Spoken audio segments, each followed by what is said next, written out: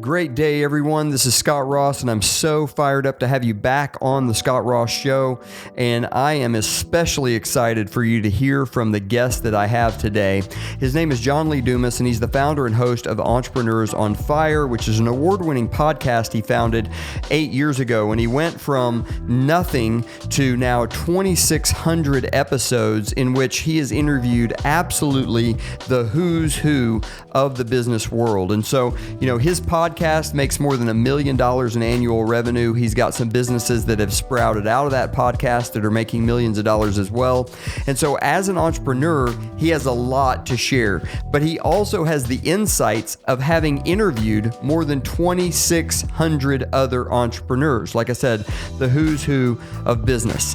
He was an active duty Army officer for 4 years. He tried law school, he tried real estate, and he kind of stumbled upon podcasting. And initially, it was yeoman's work. It was absolutely pouring it all in, giving everything he had with almost no return.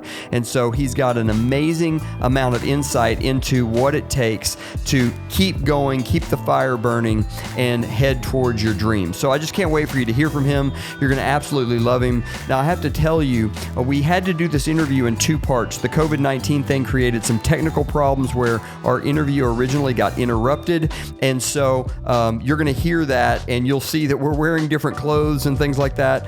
Just ignore that and just focus on the content because you're absolutely going to love it. So without further ado, here's John Lee Dumas. John Lee Dumas, man, thank you for jumping on the Scott Ross Show. I am fired up to have you, sir. I'm a big fan of your show. Been listening to it for a long time. Just really, really honored to have you. Thanks for coming on. Well, brother, I am fired up to be here. I love the purple theme behind you. I wish you had told me. I would have worn my purple earrings. All right, nice. Well, let's dive right in, John Lee, because one thing that I've always wanted to ask you, you have talked to more entrepreneurs than any human I know. And clearly there's got to be some takeaways from that. I mean, what is it that makes a great entrepreneur? What have you derived from all those interviews? Three things. Successful entrepreneurs are productive, they are disciplined, and they are focused. By productive, I don't just mean that they produce any kind of content. Like a lot of people are busy, they're productive, but they're productive doing the wrong things. So they're going a million miles an hour in the wrong direction, which means they're going to be a million miles in the wrong direction, where successful entrepreneurs produce the right content, which is solutions to their audience's biggest struggles. And then they're disciplined. Every single morning they wake up and they have a plan of action that they are a disciple to. And then focused, my favorite word, focus, follow one course until success. They're not doing 10 different things.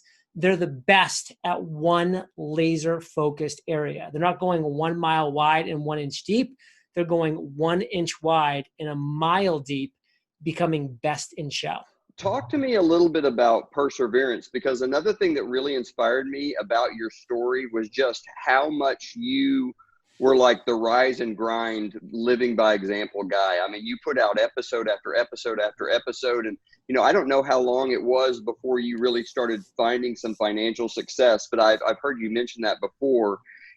What pushed you to doggedly pursue that goal, and what was it that kept you on the path versus getting discouraged and feeling like this is a waste of my time? I mean, listen, we all get discouraged. We all start to feel like things are a waste of time in certain areas, in certain situations. It's just being a human being. It's just the facts of life. But again, because I was able to have one North Star, one true focus, I was able to keep my path going because I really understood the process that I was moving towards. Lifestyle freedom, location freedom, financial freedom. Like those were my mantras. That's what I was creating. And, that's the reality of the focus that I wanted to keep on moving forward towards. I've always had a mentor. I've always been part of a mastermind. Those are situations that keep you on track, that hold you accountable, that make sure that you're actually doing the things that you want to be doing. But for whatever reason, as human beings, sometimes we slide off track. Sometimes we need a little person to hold a mirror up in front of us to be like, is this the person you want to be? Is this the content you want to be producing? Is this the direction you want to be moving in? Those are answers you have to be asking yourself on a very consistent basis.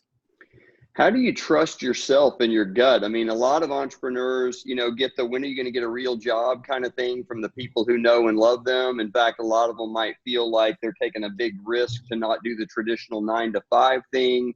What is it that's in you that's allowed you to continue to trust that North Star you talked about? And what advice can you give people to do the same? Well, what's the alternative? Like, I'm going to listen to somebody who says, why don't you get a job like me? And I'm like, well, you are miserable. You hate your job and you basically make no money. Why would I want to be you? Like, it makes absolutely no sense. And that might sound a little harsh, but it's true. And like, do you want to live in a world of truth and reality? Or do you want to keep lying to yourself and let others lie to you? I mean, that's the thing is like, I hate to say it, but like your parents should not be giving you business advice. And I'm not talking about your parents, Scott. I'm talking about parents in general, because guess what? They don't run a business. So guess what? They should not be giving you business advice. Or if they run a business, guess what? They're not making any money in their business. So don't take business advice. Don't take any advice from people who aren't living your dream life. That's why you have the mentor. That mentor is the person who is currently where you want to be. That's why you are in a mastermind, because you're surrounding yourself with people who inspire you, who motivate you, who have that same can-do attitude, because you're the average of the 5 people you spend the most time with. Yeah, I always say if you're going to adopt someone's opinion, you better be prepared to adopt their lifestyle, because you're going to get the result. I mean, thoughts are things. We're a result of our thinking. So if you adopt their thinking, of course, that's going to get you that outcome. Now, something that I'm also curious about is you do mention freedom, but you do a podcast virtually every day. I mean, how have you been able to create the balance and get the freedom you want while still producing as much content as you do? Well, number one, freedom is doing what I want to do. And I want to do interviews like this. I want to be interviewing Seth Godin and Tim Ferriss and Gary Vaynerchuk and Tony Robbins and Barbara Corcoran. Like, I want to be doing those things. So to me, that is freedom. That's me waking up in the morning, looking at my calendar and saying, oh, the things on my calendar, those are things that I want to do. Those are things that I put on my calendar. Those are things that I'm excited about, that I'm curious about, that I'm fired up about. Unlike my last life, where I walked into work every day and was like, oh my God, I'm just dreading having to do what my boss is making me do, which is how 99% of people live. That's just the reality. So that is my version of freedom. But also above and beyond that, man, I just learned how to batch like a baller. You are interview 19 of 20 right now. I have one more interview and I will have done 20 interviews today. And people are like, oh my God, how do you do it? Because guess what? I woke up this morning and I'm going to go to bed tonight. And I know that whatever I have scheduled in between of those times is going to get done. And whatever I don't have scheduled is not going to get done. So for all the people that schedule very little to nothing on their calendars, they get nothing done. For somebody like me who has 20 interviews scheduled today, I'm going to get 20 interviews done. And do I do this every single day? Absolutely not. I would get burned out. I'm a human being. I'm not a robot or AI. But one day a month, like Tom Brady winning his 6th Super Bowl with the New England Patriots, he's such a superstar. This is my Super Bowl. One day per month, I can get up and I can crush it and I can make it happen. So you've got to learn how to batch things, batch your emails, batch your social media, batch your interviews, batch your podcasts, batch everything that you do. Love it. Now, as you're interviewing entrepreneurs, and I know you're still doing it, you just said we're number 19 today.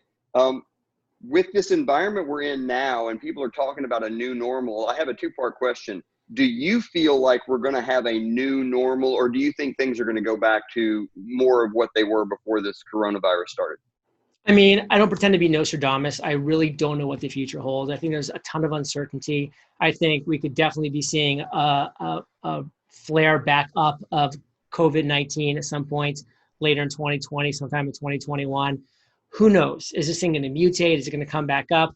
I think the reality is we're living in a different world.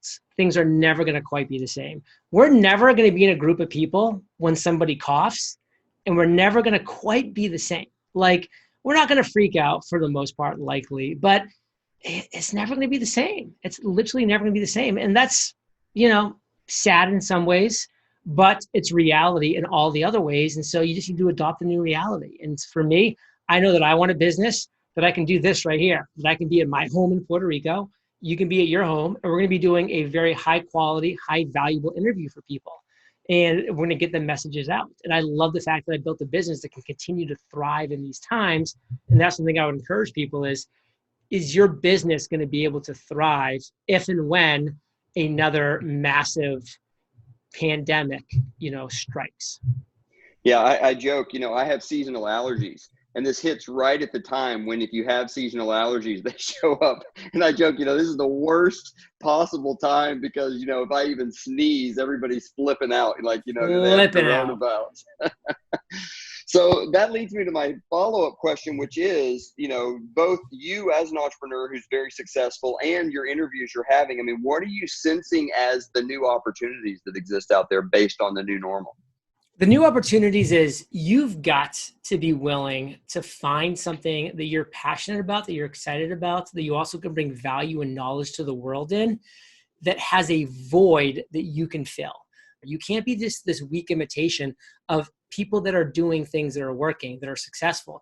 You need to become this unbelievable individual of yourself, where you're actually going to find something that you wish existed in this world that you want to create, and then you go and create that. So you're going to be willing to really niche down. Like everybody wants to have this broad, vague topic on whatever it might be because it's just easy and they think everybody could potentially be their customers or clients or fans or followers, but none of it's true.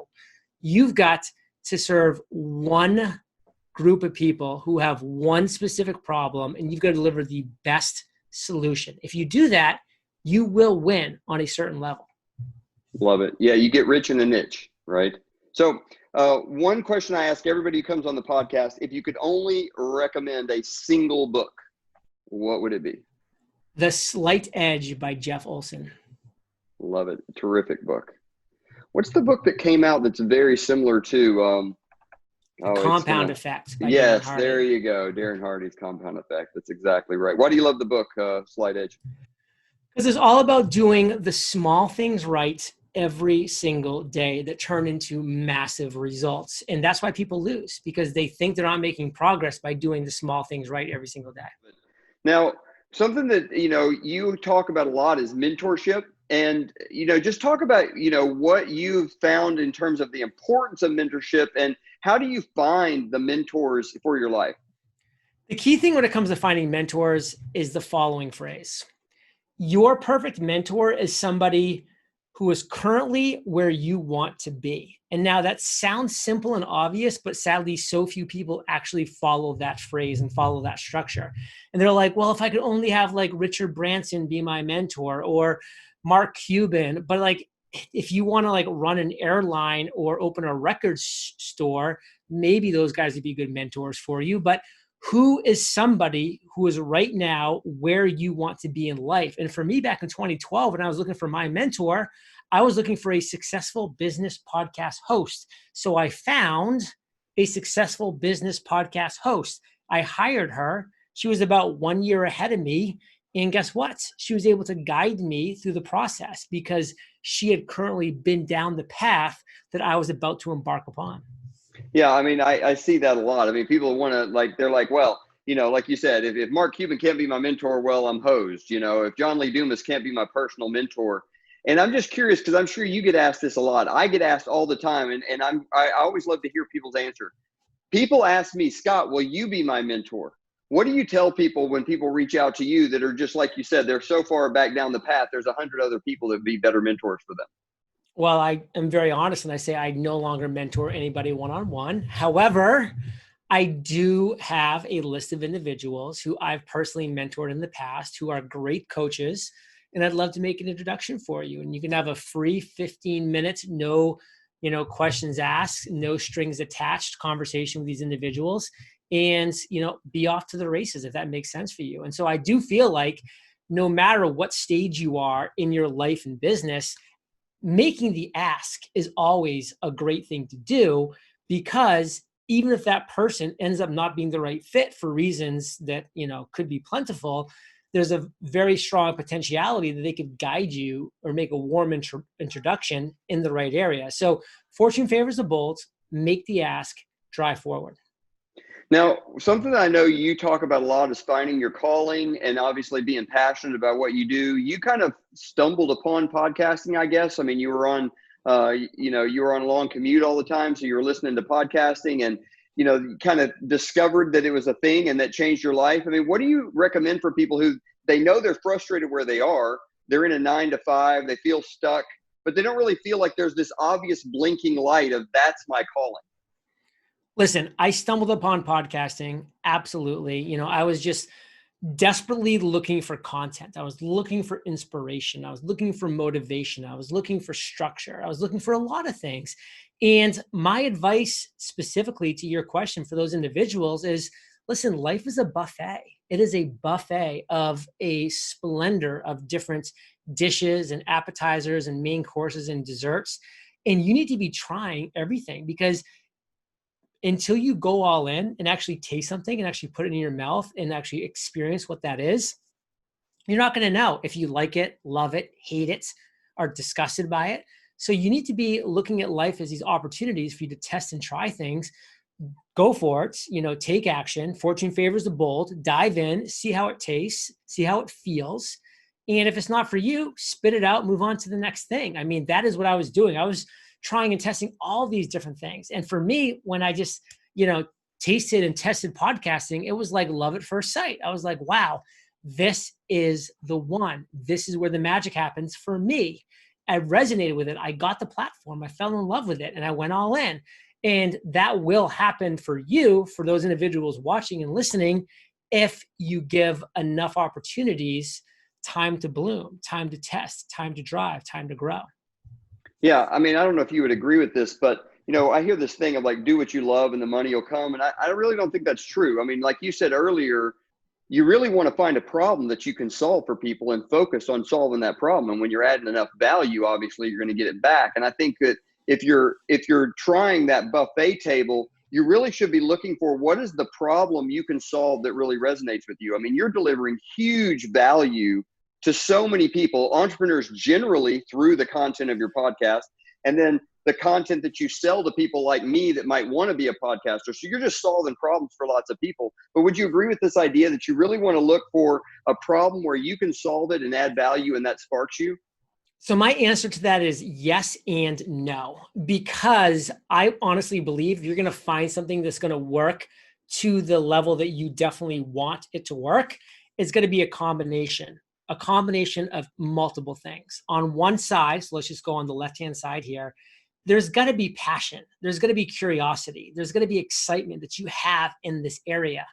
And sometimes people just go on that. And the problem with that is what you shared. They might not be solving a problem. They might not be actually creating a solution. And so I don't care what your passion and excitement and curiosity is if it's not directly benefiting my life. That's just a hobby. So you got to go on the right-hand side as well and say, what are skills that I have? What's value that I can give to the world? What's knowledge that I can produce? What are problems that I can solve? And you have that knowledge as well. And then you have these two columns now: curiosity, excitement, passion, knowledge, skills, value.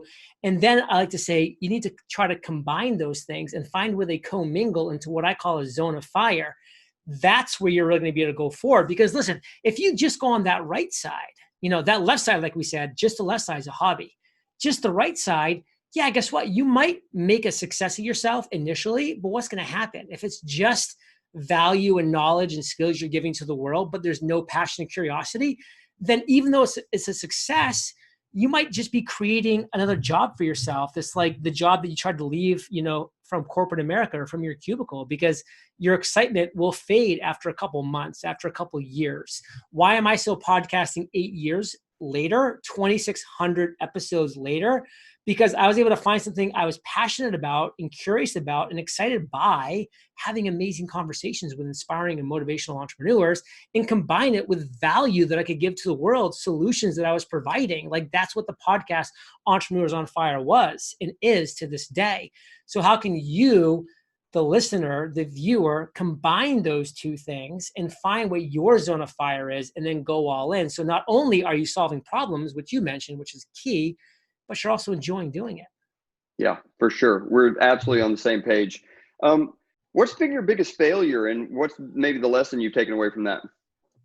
I had a lot of big failures, many big failures. And by the way, many big failures yet to come. You just wait, like they're coming, like it's happening. Like that's the world that we live in. And I accept that and I embrace that.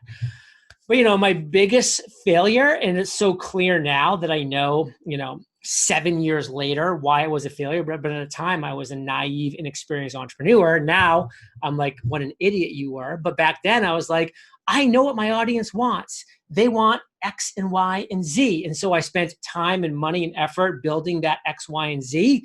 And then I said, here you go. And they're like, we don't want or need that. And so it was a flop and it failed. It was my first quote unquote launch, and it did nothing because it was wrong and bad and didn't solve a problem.